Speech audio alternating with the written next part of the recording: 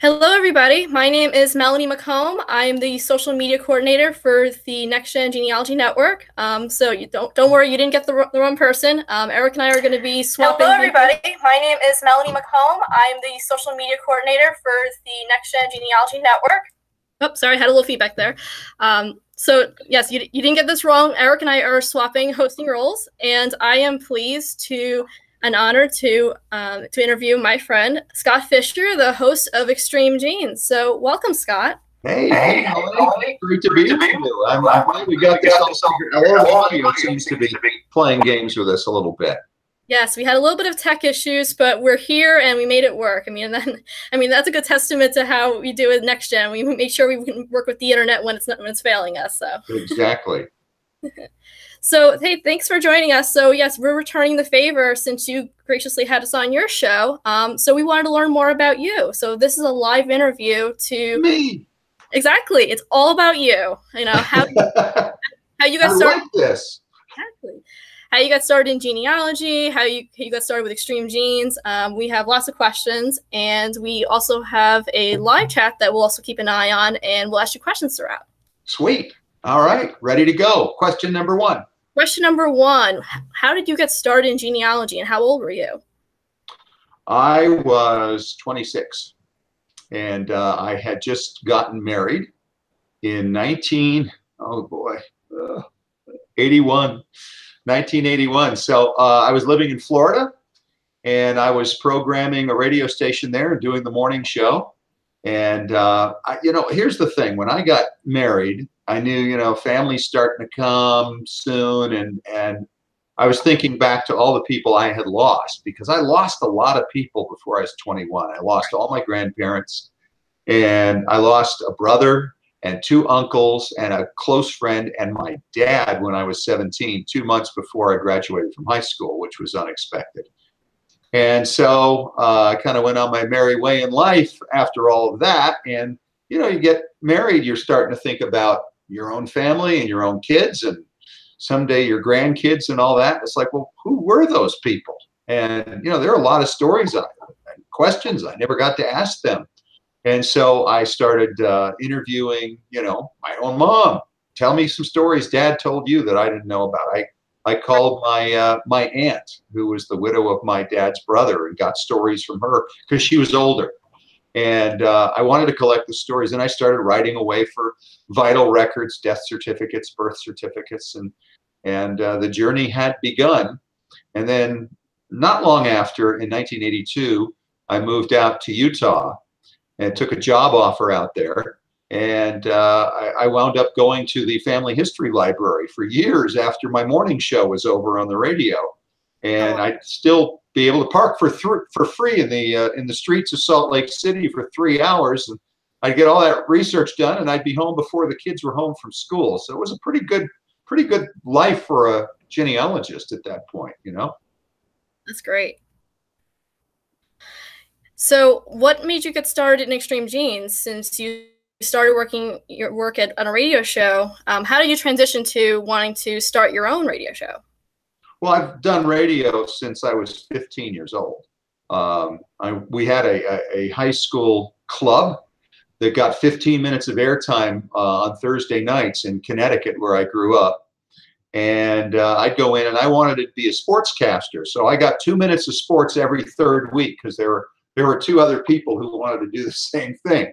So I started in radio years ago, went to Ithaca College in upstate New York, and I worked in stations around the New York area. Then I wound up in Cincinnati, Ohio, and in Miami, Florida, and then wound up in Utah, where I currently live. And I'd reached the point in 2012, my last morning show. We had a very big morning show here in Salt Lake City for many years, and most Utah people are familiar with me because I've been on the air here for over 30 years, and we were the top morning show in town for much of that time. So when I got done my last show, there was a format change on our station at the end of 2012, and it was just like, oh, I don't want to take another morning show where I have to get up at 4:30 in the morning. I'm a night person. I like to stay up late. And so, the money's in the morning, but my body says no more. And so, you know, things have been well taken care of over the years, in pretty good shape. And I talked to a lot of people, and one person who I trusted a lot said, you know, you really ought to do what you want to do. And I said, well, there is no national broadcast of genealogy anywhere. I'd love to combine radio, which I love doing, with my passion for family history research. And I think with the stories that are out there, with the experts who are out there, you know, we could have a really interesting show out of that. And we just do an hour a week. And right now we're on 67 radio stations nationally. We're on in Boston, Atlanta, Dallas, Phoenix, let's see, Reno, Nevada, Las Vegas, Salt Lake City, and lots of other smaller markets around the country as well. And then, as most people know, once it airs on the radio side, then we air it as a podcast. And so between the two of them, we're somewhere in the range of maybe 550,000 times the show is listened to every month right now. So, you know, I'm excited about that, and to meet and hear from people all over the world who follow the show, and it's absolutely amazing. So it's just basically a matter of, you know, merging my passions here, of, you know, sharing information and stories and having a good time with people, because I always thought that genealogy was the best time of my life. And I think a lot of people, especially 5 years ago this month when we started the show, people were thinking that, oh, genealogy is for very old, very boring people. And I wanted to change that. Show them, no, this is a good time. This is really a lot of fun, and it's meaningful. And you know, if we need anything in this world right now, is finding ways to bond people more than ever before. That's great.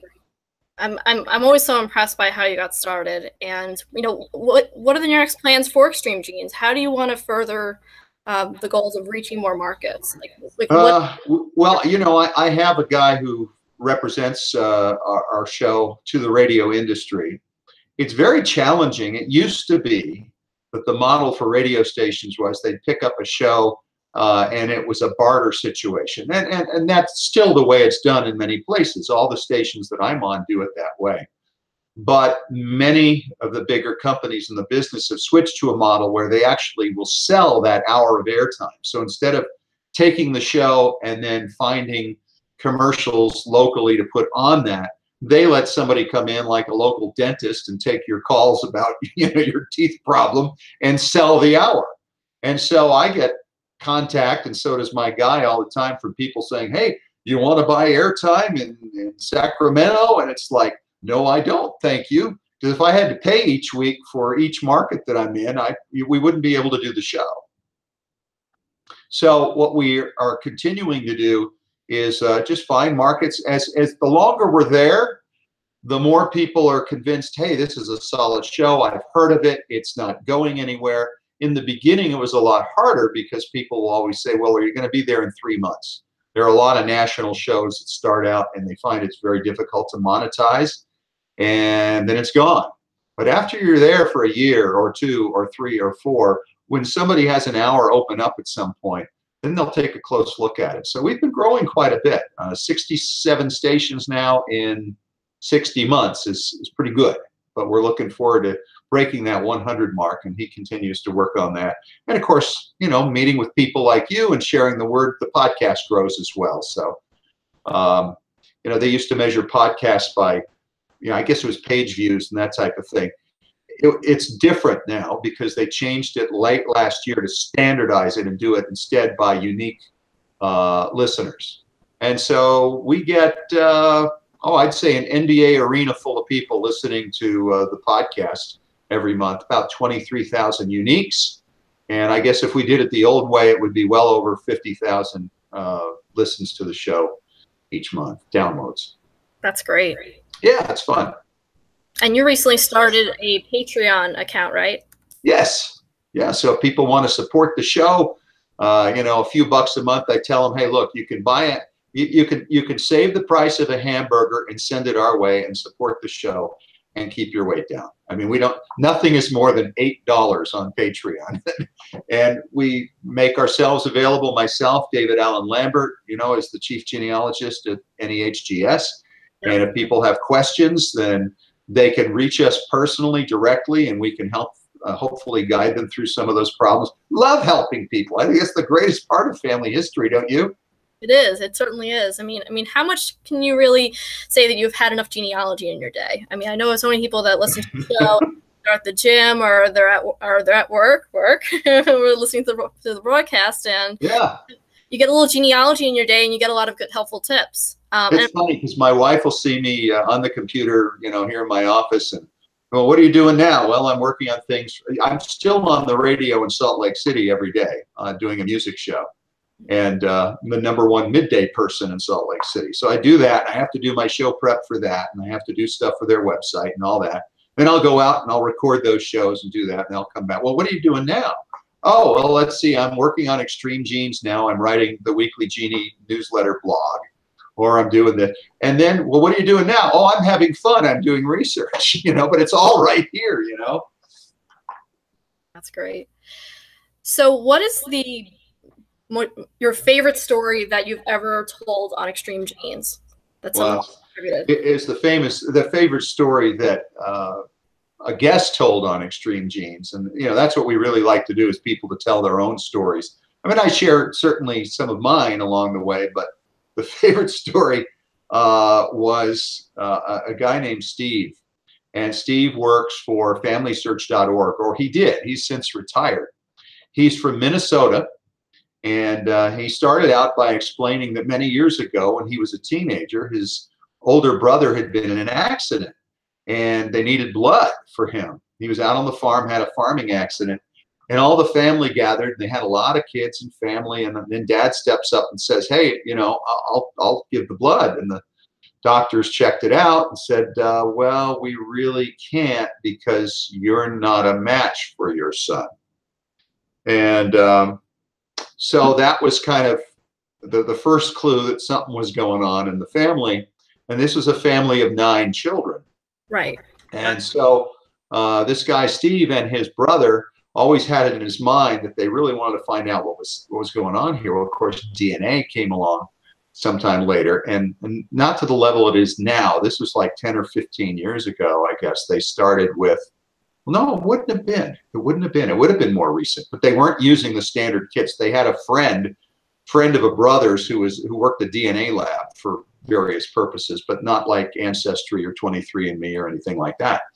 So Dad dies, and they literally removed the hair from the corpse in the casket, while the other brother distracts the mourners. And he gives them the thumbs up and sticks the hair in his pocket. And then they kind of tricked Grandma into giving some DNA, saying that it was for one of the grandkids' school things. Anyway, took it in, and the guy ran the DNA test and found out that neither Steve nor his brother were children of the father. And so they shared this with another sibling, and this sibling wasn't either. And then the next one wanted to try it, and she wasn't either. And they went through, well, eventually they went through all of them. Bottom line, 9 children, 8 different fathers, none of them the father that raised them that they knew to be Dad. And so, you can imagine the absolute turmoil that this caused in the family. And eventually, there was one who wouldn't speak to Mom ever again, and she was in her 90s. And others who had to learn to forgive Mom. In fact, Steve himself said he went 3 months without speaking to her because he felt it had been such a betrayal of Dad, and their love for Dad and all this stuff just grew as a result. But since then, they all still get together. They're all really close. When Mom finally fessed up when confronted with it and gave them a list of the fathers of each of the children. And so none of them, though, have reached out to the birth families because, sometimes there's still widows living and, things like that. So it's really kind of an awkward story. But it was amazing. And never have I had any story quite like that before. Wow. Story. I mean, as much as it sounds like he didn't know, but testament to the father, I mean, he raised those kids. Those were all his kids. So. Those are his kids. And that's the thing that's, I think, difficult for people, when you have their name and they're your role model in a family, and then you later find out, oh, that's not dad. That could really rock your world. You know, and this is the thing about stories. You know, I'm going to be a keynote speaker on the first day of FGS coming up next month in Indiana. Hope you're all going to be there. And we're going to be talking about the power of stories, the importance of stories. And I'll give you a little hint of a piece of the story that I'm going to tell at the conference at that time. There are two cases that I helped with here in my neighborhood in the last little while. Two different neighbors. One was a guy named Paul, and Paul is in his mid-50s and raised in Indiana with a family that he openly says, yeah, it was kind of a messed up situation. And there was rumors that his dad wasn't his dad. And his mother always insisted that he was, but didn't deny the fact that she was, shall we say, very active in her mid-teens. And so she actually conceived Paul when she was 15 years old. And Paul had some trials in his life, and so it kind of sparked some emotional problems with him. And he became very obsessed with this whole thing about who his birth father was. And so, you know, we worked together on DNA with him going back, gee, as far as 2012. Okay. And wasn't much coming up because really there weren't that many matches at that time, you know? Okay. And so finally we started getting some matches, and it was a strange name that strange by the fact we didn't recognize it. It didn't make any sense. It didn't fit any of the three candidates that we had. And eventually we ran his DNA test through GEDmatch, and they have a little feature there called, Are My Parents Related? Ah. First cousin to his mother was the father, and we'd heard that story before, so we knew the name of this person, and it validated that story. And so this was a really interesting case, but his last name didn't match the last name of the non-maternal side of the family we were getting through the autosomal tests. Right. We eventually figured out, oh, well, the birth father's birth father wasn't the dad that raised him either. And so this is a really ugly situation. His mom's still living. She's only 15 years older, 16 years older than he is, and she was a mess. She didn't want to believe that her husband of 50 years wasn't Paul's dad, and you know, it was horrifying to her, and she hated to even think about it. And so they went through quite a few things, and of course, to finally get that resolved for Paul was that initial shock. And then over time, it's been amazing to watch. As ugly as the truth was, it healed him. He doesn't think about it anymore. He's at peace with it. No matter what had happened, he knows now, and he knows where he belongs. As far as that goes, his dad is still his dad. But, you know, this was an issue for him, and now his life's getting back. I'm just watching it with amazement that this story, as ugly as it was, could help emotionally heal him. That's great. Now we have the other side. There was a woman in the neighborhood, 63, and she got a weird result back from her DNA test, a first cousin that she didn't recognize. And that cousin reached out to her and asked where she fit in, and they started comparing parents and grandparents, and nobody recognized any of those names. So she said, I told him it just must be a mistake. And I said, no, we don't have mistakes at the first cousin level. So I said, do you really want to know? I mean, you understand that this could implicate one of your parents, a grandparent, could be from the cousin side. Who knows how that's going to work out? So she said, oh, yeah, I want to do that. So she came over a couple of days after she first brought it up to me, and we started going through. And her DNA matches started matching the family tree of the cousin and not her father. And so we quickly determined, okay, his great-grandparents are definitely your great-grandparents. Mm-hmm. And then we were eventually able to determine through, okay, that was through the guy's great-grandmother. I said, okay, let's see if we can find matches to her husband, his grandfather, and see if we can find matches to his ancestors, you know, that type of thing. And we were able to put it together and figured out these are your grandparents. which means your father wasn't your father. And you can imagine the shock to her in the room. And we had to, it was the worst day of my life, frankly, as a genealogist, to have to tell her that, because dad's gone, mom's gone. I said, might you have been brought into the marriage by your mom? She had you earlier and just raised you. She says, no, I was the middle of 6 kids. It's like, oh, so yeah, it was obviously an affair, and I was able to put together enough information. There were digitized newspaper stories about the candidates I was looking at, and we figured out who the birth dad was. So now she's mad at mom, and she's mad at the guy that conceived her, the very guy that brought her life. She can't stand him for what he did, I guess, in seducing her or something. So it's really quite a dichotomy here. She's here because of this guy, but she can't stand him for what he did. And it's been a year now, and she's doing better. She wouldn't tell anybody for the longest time, and finally had a conversation with her siblings, and they're all, hey, you're still cis, don't worry about it. So she still has to tell her adult children, though, at some point, and that hasn't taken place. But isn't that interesting? What had changed, is the point of this whole thing, right? Well, her life was still the same. All her childhood experiences were the same. Her mom and dad were still mom and dad, right?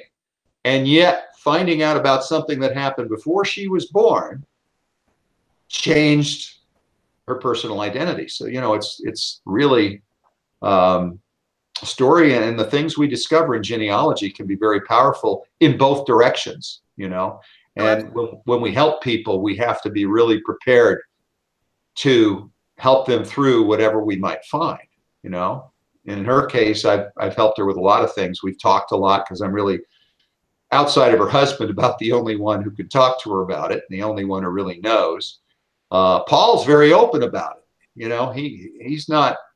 He's just so relieved to know finally and get his answer. So we find the ugly truth on one, and it set him free, and the ugly truth for the other, and it's really been a challenge for her.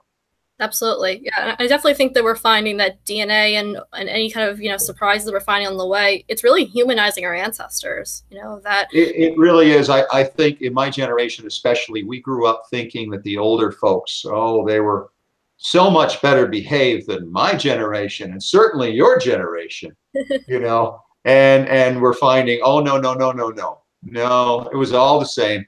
We all had the same challenges when we found somebody we were attracted to, quite often. Exactly. But the other thing is, DNA isn't the only thing that reveals these stories. Wills tell stories, deeds tell stories, newspaper accounts certainly tell stories, and the digitized news. I think digitized newspapers have to be right there with DNA as the greatest innovation, of the last decade or so. We don't talk about it as much because more and more people are testing and finding things, and they make for great stories. But boy, the digitized newspaper stories, what a great boon that is for us, isn't it? And they told all the details. I mean, if you look at some of the stories that they would report on back in the day, I mean, shocking stories in such detail, sometimes gruesome at times, but yeah. But I mean, it was like the Facebook of our time. I mean, it really was like, this is where you find the gossip. This is where you find out about all the obituaries, people that died, all the marriages, I mean, there's just so much information that's packed in there, and we know that someone else wrote it, but it gives us a little more of an insight into their story that we can't see like on a will. Thomas McKenty was saying to me once, he said, do you think we have less privacy now than we did 100 years ago? And I said, well, I really do. And he made a case that we don't. Yeah. And talked about the newspaper stories, Mabel Smith is in the hospital. She's not expected to make it. So-and-so is on vacation visiting their aunt in wherever, Paris, Idaho. And the hotel she would stay at. And the hotel she would stay at. And in other words, the house is empty, people, Yep. or if you're in town where you're at the hotel, I mean, in theory, you could ring her up, Oh, totally.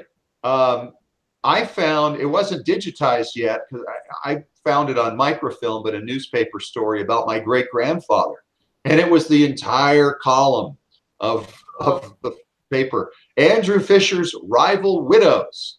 One seeks, you know, I mean, it was crazy.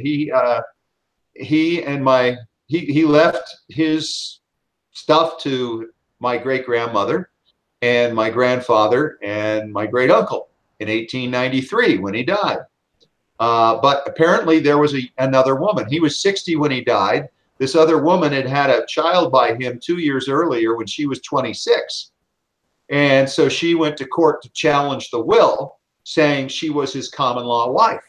And we got all the quotes about how he lived with her half the time. She brought the body back. He had gone up to upstate New York to the Catskills to try to regain his health and died up there. But my great-grandmother couldn't really make that claim because, you see, she was still married to somebody else as of 18 years earlier, the time that she took up with my great-grandfather. I had always wondered, why couldn't I find a marriage certificate? You know. What was this name that was on the challenge to the will in the court record? It would have all been lined out. Didn't make a lot of sense. And eventually I found the grandson of this baby that he had had, and we're really good buddies. We're half-second cousins. I've gone boating with him on Long Island Sound in Connecticut. Oh, that's great. And, you know, we talk to each other all the time, and he is really into this. He's a big follower of extreme genes. And now he and his wife are big-time genies.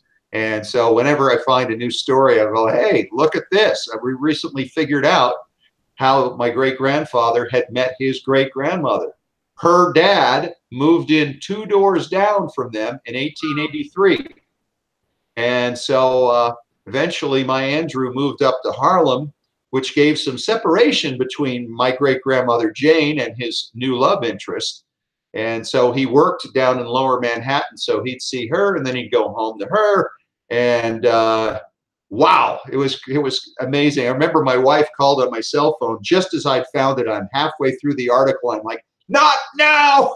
Can't talk. Bye. Because it was too fun a story. And I'm still researching. It's just absolutely amazing, some of the things that you can discover.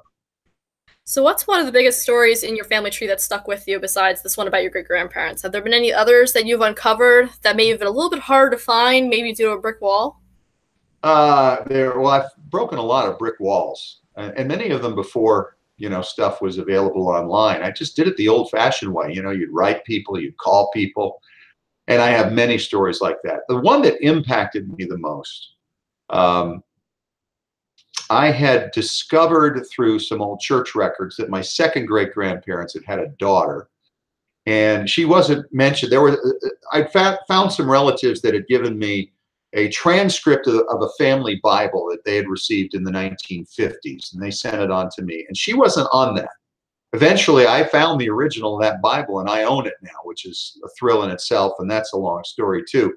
She's on it there. Somehow they just missed it, maybe because it was the same name as her mother. Anyway, at 21 years old in 1844, she was married with a little boy to a tailor in a part of Long Island. It's just right next door to Brooklyn. It's called Williamsburg. And if you wanted to go to Williamsburg from Manhattan, you'd take a little boat right across a ferry boat.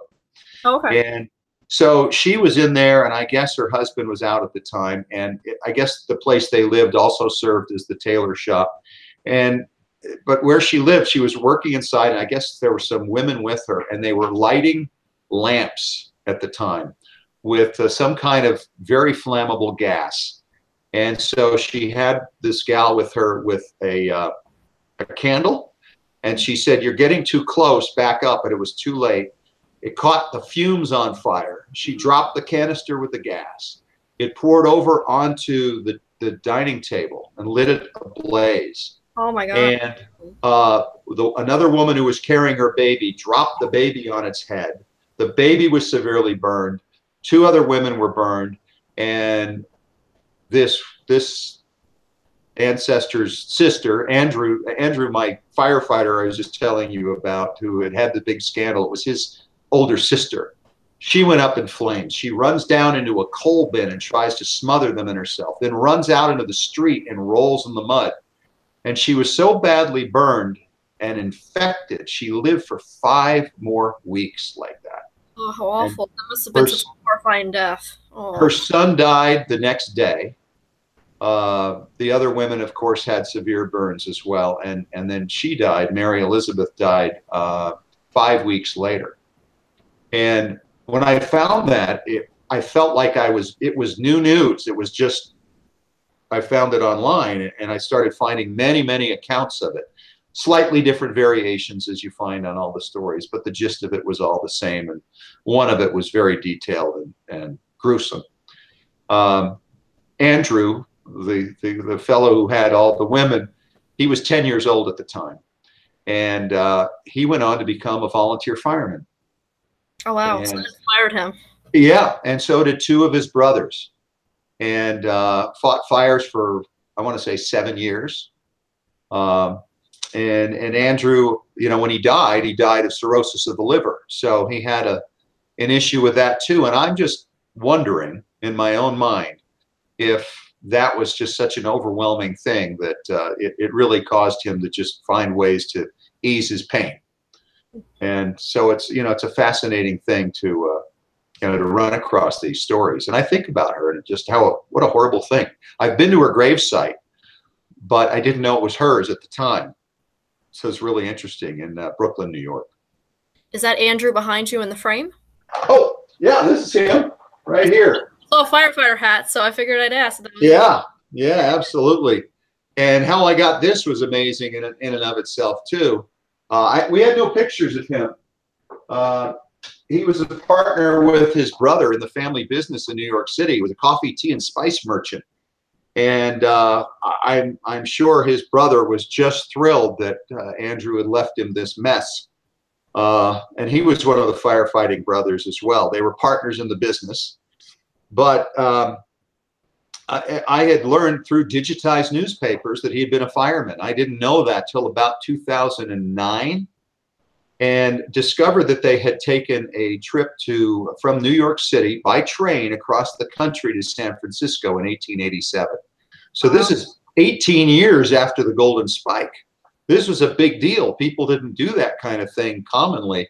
And it cost them each $300 round trip to do that, which was a lot of money in those days. But he was a pretty comfortable merchant, was able to afford it. So he took that trip, and I was able to find through digitized newspaper accounts, one referenced the fact that he was a coffee merchant in New York.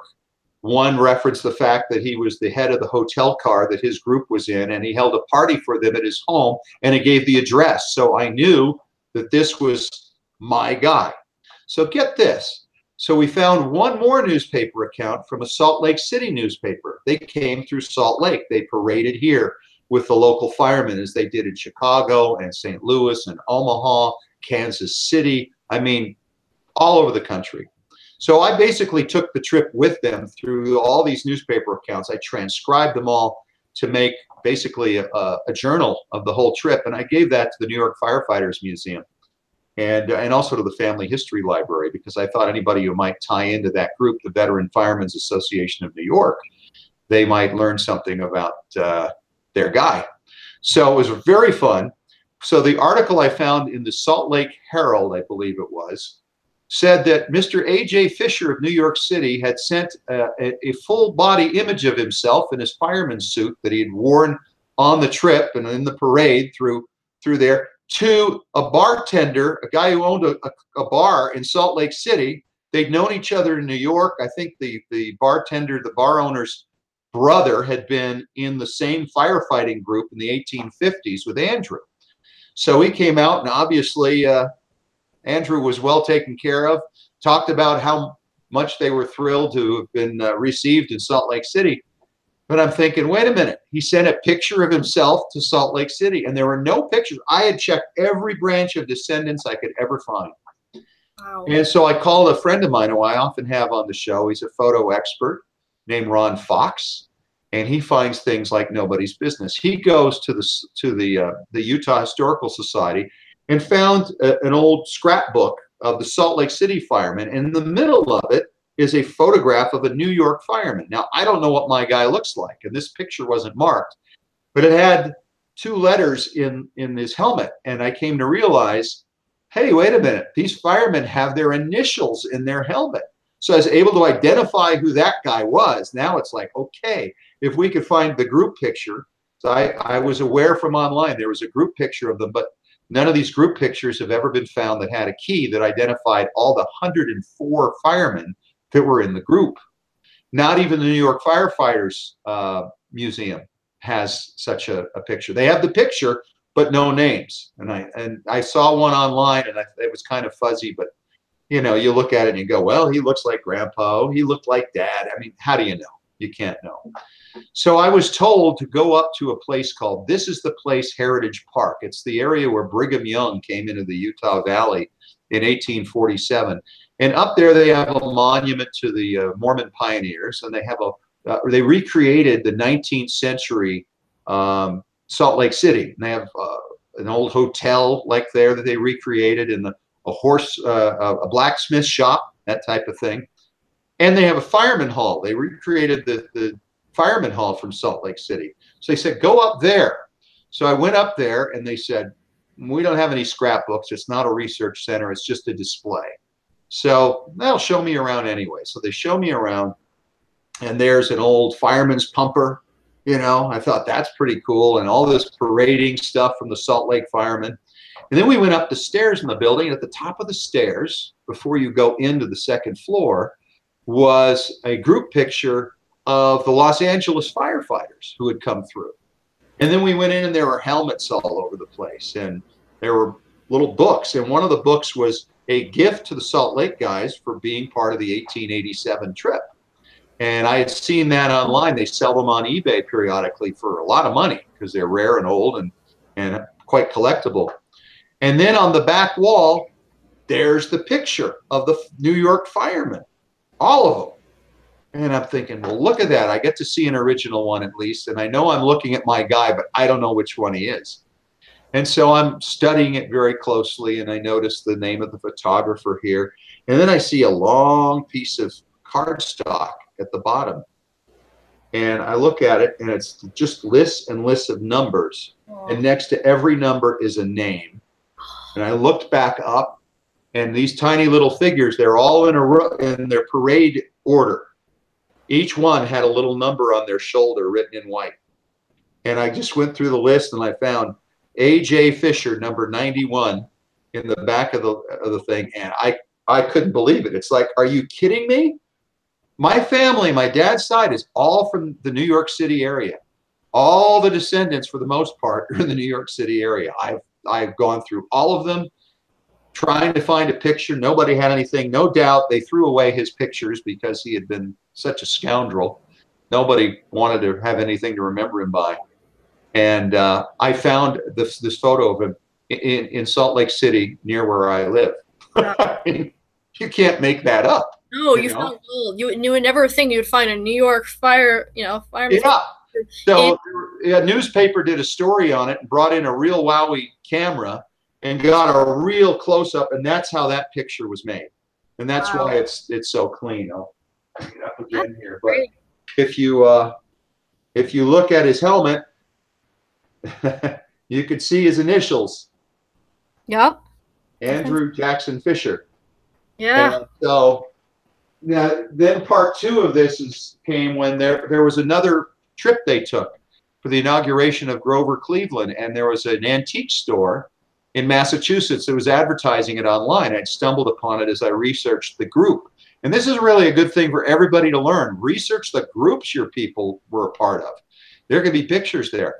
They had kindly said they would see if they could get permission of the person they were selling the picture on behalf of, see if they could open the back, because I guess keys are typically thrown on the back of a framed picture. And so they hadn't gotten around to it yet. It had been several months. So I contacted them again. I said, hold the phone. No need to open the back. Here's what he looks like. And I emailed them his picture. Said, if you could see if he's in that group and have your camera person who does the catalogs and everything take some pictures of him in that picture, that would be fantastic. Wow. They found him in that picture and took pictures of him there. And now I had two pictures. And then I told you about that half-second cousin I met who came through the child that Andrew had with his young girlfriend. We went and visited him in Connecticut, and he had all kinds of stuff. And one of the things he had was a gold pocket watch with the name Sarah on it, which was his great-grandmother. And it had a gold chain on it. And from the number on it, we found out online it was made in the spring of 1890. He'd never been able to open that watch, but my wife has really good fingernails. She plucked that thing open, and there's a tiny little face on the face of the watch. Guess who? Picture number 3. Oh my God. How lucky is that? That's not how you get pictures, people. It doesn't happen that way, but it did for me. It was an absolute miracle. And to have found all of them, because nobody else in the line had anything. And this cousin wouldn't have known who it was. He had no way of knowing whose face that was. But that was pretty fun. That was pretty exciting. Wow. What a story. That's awesome. Yeah, it was nuts. I got, those people up at This Is the Place were kind enough to let me take that picture down from the hill to a local photographer and make a high resolution picture. It's like 3.5 feet long and 2.5 feet tall. And they were able to recreate it to actual size. And then I took the file and cleaned it up with Photoshop, got rid of the discoloration and stains. It's better than the original. And then I had it framed, and I call it my moose head, because it's kind of like a hunter who's always looking to bag the big one. That was the picture I didn't have. I have his parents, I have his siblings, I have his kids. Never had him. I still don't have my great-grandmother. But, it was really cool. And to find him in a fireman's helmet, and then another one where he wasn't. On the watch, he didn't have anything on his head. Wow. So it was interesting to find these incredible photos in that manner. I mean, you can't make that up. That is great. Oh, my God. Yeah. So besides being a photo sleuth, I hear you also fight crime. So I heard a few years back, you were involved with a little story. Do you want to share that? Yeah, sure. That was an amazing thing. Just down the street here, less than a mile from my home, on my way to work, on my way to the grocery store, where my wife and I go by that every day, is a wooded hillside that goes up to a kind of a flat level, and there's a development up there that's about 30 years old. And in 2015, in February, it was an interesting winter. We didn't have pretty much any snow, and everything was dry. It just kind of looked like the fall. No leaves on the trees, but we didn't have any winter, and it was quite warm. And one day, the person in our neighborhood went out for a jog, and he noticed down in this gully below at the bottom of this hillside and below the sidewalk, he went out for a jog, and he noticed something white down there, like a big white rock or something. And he's like, "What is that?" And he finally decided, after 2 days in a row seeing it, he was going to go down and check it out. And he pulled it out of the mud, and it was a skull. And he dropped it. He was just, oh my gosh, it's a body, So he calls the police, and I'm on my way home. My wife had just completed her cancer treatment. She went through breast cancer a few years ago, and it was her last day, and we'd had a party at her work. And so I was just heading home, went past the site, and there are just police cars all over the place. And I saw the sheriff there, who's a friend of mine, and I said, "Hey, what's going on?" "Well, we found a body, we don't know what it's about." And so eventually they determined it wasn't an old native or anything like that, but it was through the dental records, it was determined that this was a young girl who would have been 23 years old, 23, 24. And she had been murdered. She went missing in 1983, and they had no idea what had ever happened to her. And so he said, we're going to be able to bring closure to some family. Okay, great. So then they had a problem. They couldn't find the next of kin, and the local authorities didn't have the skills to pull that off. And I kept running into the sheriff at different things. It doesn't usually work that way, but we ran into the grocery store, ran into him at a dinner, and every few weeks I kept running into him. And finally I said, "Well, Sheriff, I have a particular set of skills, like Liam Neeson. And I said, would you like a little help on that? He said, absolutely. So it took me 3 weeks because this family, over the 30 some odd years since she disappeared, had moved all over the place, had died. And so I was able to find an old classmate of hers back in New Jersey, where she was from, was able to actually go to her old home and talk to neighbors who remembered them. Then she went and looked up the deed to the home and who had bought it, when they sold it, and what their names were. And it revealed a bunch of names that I was able to then track down to Florida. And then finally one day, my cell phone rang because I had to leave a message, if you can believe this. I found the girl's uncle through his daughter-in-law, and I found the daughter-in-law through her ex-mother-in-law. And I'd left a message on the ex-mother-in-law's phone explaining the situation, something I was trying desperately to avoid. How do you leave a message like that? And but it was the only way, because people down in Florida, like anywhere, they don't like to answer phone calls from unfamiliar area codes. And so many people don't have landlines anymore. So I finally felt forced to do it, and did it. And she reached out to her ex-daughter-in-law, you know, the mother of her grandchild. So they still have a relationship. Said, everything okay in your family? Yeah, why? And she told the story. And yeah, she found out that her husband's cousin had been this girl who had gone missing. So as a result of it, we were able to reunite the remains with the family once the authorities were done doing all their DNA testing and all of the crime work they needed to do on it. So her body was sent back, gosh, I want to say late last year, buried in Virginia alongside her grandmother, who mostly raised her. And that phone call was pretty emotional when we got done. It just took the breath out of you, you know? And so the sheriff's people were absolutely thrilled. And then, you know, they had been asking the public for any help, and next thing you know, the newspaper calls, well, how did it get solved? And somebody in the public, and then suddenly there's a newspaper story on me, and then there's another one, and then it's on the AP, and then the next thing it's on the 48 Hours Facebook page, and then People magazine did a story on me online. If you put in Fisher, Greaves, what was it? Utah, I think it is. Oh, People. Fisher, Greaves, and People, those three keywords on, if you do Google search, you'll find the article in People about the story, and I'll show you, you know, pictures of her and everything else. It was an amazing thing, very emotional. Well, God bless you for doing that. And I heard you were given a bit of an award, and there was a swearing-in ceremony, wasn't there? Yeah, well, they gave me an award for it. It was very kind, not really necessary, but it was very kind, and I appreciated that. And yeah, then I got, do I have my wallet? No, I got sworn in last year. They swore me in as a volunteer deputy to help on cold cases. So I've done a little bit of that, not a whole lot, but it looks like some of the local authorities are wanting me to do some of the things that CC Moore is doing right now and helping with DNA and GEDmatch and things like that. So we're taking a look at that and seeing if that's something that I can, you know, help them with.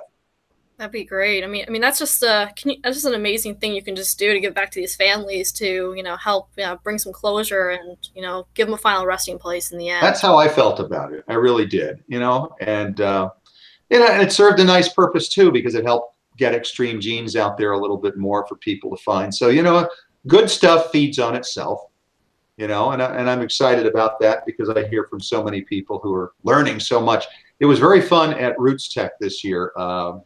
I ran into somebody who had been called into a focus group that one of the major companies had held. And they said, well, you know, when did you start in genealogy and what got you going? And it was a woman from Australia said to the group, well, I started 5 years ago, and I'm here at Roots Tech because I love genealogy, and I've learned everything I know about it from Extreme Genes. Oh my God. Wow. What a compliment. That was very humbling. You know, those are the, you know, little paydays. This isn't a high-paying thing that we're doing here, but it was a real payday to know that, you know, you're helping people and it's changing lives and giving folks, you know, something really good to do to bring their families together. Absolutely. So how did the name Extreme Genes start? Well, that's a story I like to tell. You know, my dad was from the East Coast, and he was not very active Episcopal, and he was conservative, average looking guy. And my mom was very glamorous. She'd been a Hollywood actress, and she was very liberal. She was raised somewhat Mormon. That wasn't particularly active. They met filing for divorces in Reno, Nevada. Mom was from the West Coast. Dad was from the East Coast.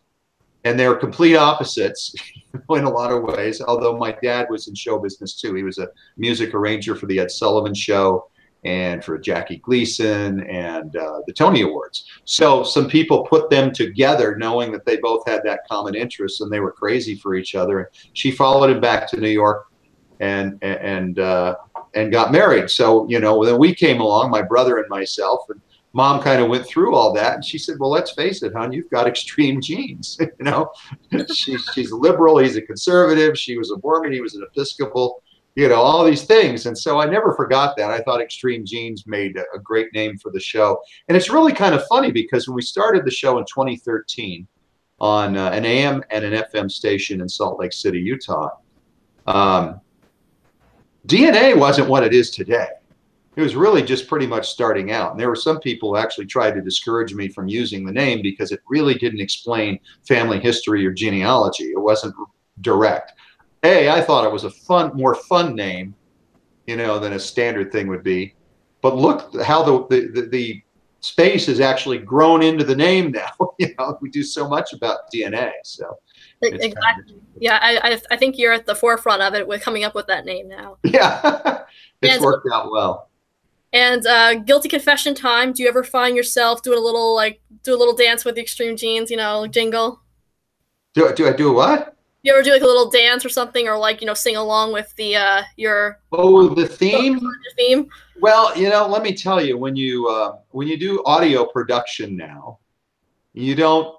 It's not all live. First of all, the show's not live. We have to tape it because 67 radio stations air it at many different hours over the course of a weekend, over Saturdays and Sundays.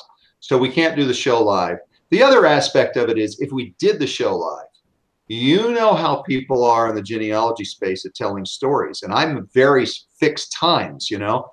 I have this tremendous fear that if we did it live, people get halfway through their story and we wouldn't be anywhere near done. And it's like, well, sorry, gotta wait till next week. And, you know, it wouldn't work.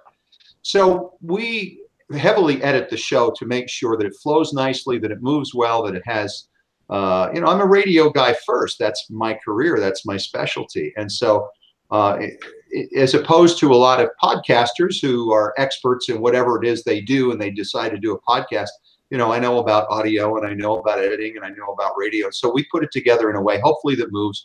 The theme is something that I hired a guy to create. I told him what we wanted. And then we added in the little audio stuff at the beginning that's kind of fun.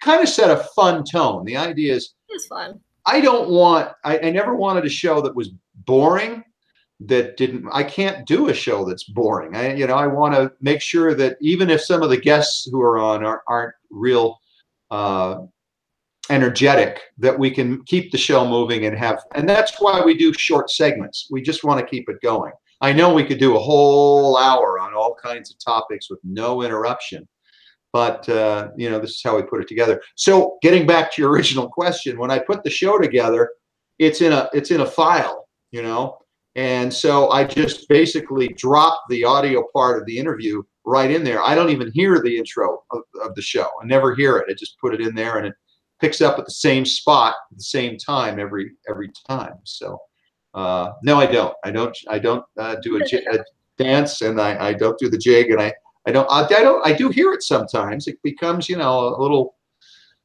snake in my head that just won't go away. In the middle of the night, I'm doing Extreme Genes, right? Yeah. Depends. Sometimes I'll do a whole bunch of interviews in the same day and edit them all day long. You know, I get home, it's like, you know, it's tiring to be in front of a screen all the time. I think we all know that. We all do our best not to do it, but unfortunately, that's the world we live in to a great extent. But you know, I like it, and most people seem to give me feedback that they think it, you know, it works. So I'm grateful for that. Great. And where can we find you on social media and on the web? Well, we have an Extreme Genes Facebook page, and we have a Twitter account. It's mostly David Allen Lambert. He kind of keeps folks, you know, it's just to help divide the time a little bit. So David's on there quite a bit. I'm on Facebook, and I'll link to a lot of news stories we do on our Extreme Genes website. We put a lot of interesting tales on there and then share it on social media as well. And of course, we have the weekly Genie newsletter, which links to a lot of stories as well. And I do a blog in there each week. So those come out each Monday. So you can be part of that. And of course, you mentioned earlier the Patron Club that we do for Extreme Genes. So you can go to patreon.com/Extreme Genes and sign up there. And you know, it's great. It's not a big thing. It helps us, you know, cover some of our costs of keeping the show up, because we have to pay for satellite feeds to all the radio stations and all the other things associated with that. So it's really helpful, and it's fun because I know the Patron group, they're the most passionate people when it comes to what we do. And we put bonus podcasts up there. You have the opportunity for that at different levels. And there's like $1, $3, $5, and $8 a month, you know? So like I said, you know, really the price of a really good burger. And I guarantee you we can give you more than a really good burger with the Patrons Club. Exactly. Yeah. Yeah. So, well, this has been so much fun, Scott. So thank you so much for doing this interview with me and getting involved and always helping plug NextGen. Oh, you know, I tell you what, I love it. I started in genealogy, as I mentioned, at 26. I would have been a member of NextGen, you know, if it had been around at that time. But it's interesting how different it is now, because there really is a community of genealogists. And back then, and even to a great extent today, there, you know, genealogy is a very individual, personalized thing. But I love the fact that those of us who are passionate about it now can connect. And there is no age difference for passion in genealogy. You know what I mean? And we welcome you could just, you could be an expert in something that I know nothing about. And I've never claimed to know everything about it. I love having the guests on because nobody learns more than I do from them. And, you know, we love to share things that help get people involved and go from there. But, you know, that's the beauty of it. I mean, people like you, Melanie, are doing this. This is huge. This is a great thing that you're doing. And, you know, there will come a time where you're my age and people my age are all gone, and you're going to be helping the next generation, you know, to learn what you've known so that we can continue to grow this amazing thing that we've got going. But I appreciate it, and all your organization does. It's fantastic. Oh, thank you. And thank you. And welcome to the NextGen community. I mean, this is kind of the epitome of NextGen. We're doing a live broadcast out to lots of people, and they're going to this at any time. So we've now brought you to video now, brought the radio to now. So I love it. Well, I hope you're going to be at FGS in Fort Wayne next month. Unfortunately, I won't, but I will be at Roots Tech. So see you at Roots Tech, of course, as always. And that's about, you know, I don't spend a lot of time outside because I got to get a show out each week, you know, unless I'm speaking there and, you know, and doing that. And I enjoy that too. That's a lot of fun, sharing some of these stories, how to find things, how to track down some of your family heirlooms. Have you ever done it on eBay? Have you ever found heirlooms on eBay, Mel? Not yet, but I'm thinking about starting soon. They are there. Just you got to put in the search terms, and they'll send you emails when something comes up that might match. And I even found family history on YouTube. I found a film of my dad playing in a big band in the 1930s at 22 years old. I'd never seen him play because he was a music arranger the whole time I was growing up. But I found that from 1936, and it was just like, are you kidding me? How is that even possible? Unbelievable. That's wonderful. Well, thank you so much, Scott. And you can find Scott on extremegenes.com and check out on any kind of podcast app or on the radio stations that runs Extreme Genes. So thanks again, Scott. And my name is Melanie McComb, signing off from NextGen social media. So check us out on Facebook and Twitter and leave your comments on the YouTube channel. Thank you, everybody. You could be a broadcaster. Thanks, Scott. Bye, everybody.